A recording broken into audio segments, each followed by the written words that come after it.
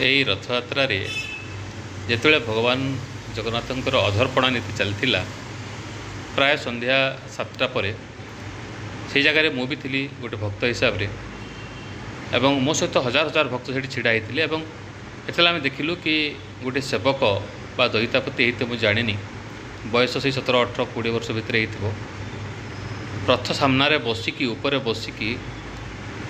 माने किसी गुटका खाई छेपटा बाहर को पकाउछंती जगन्नाथ सामने तलू छेप पकाउछंती जोटा को बहुत भक्त को बाधी थिला और बहुत भक्त बहुत किसी कमेंट भी करते ता सहित जिते पुलिस सेठी क्या छिड़ा हाँ दौनी और समस्त कहे लाइन रे आस और दर्शन करके जाओ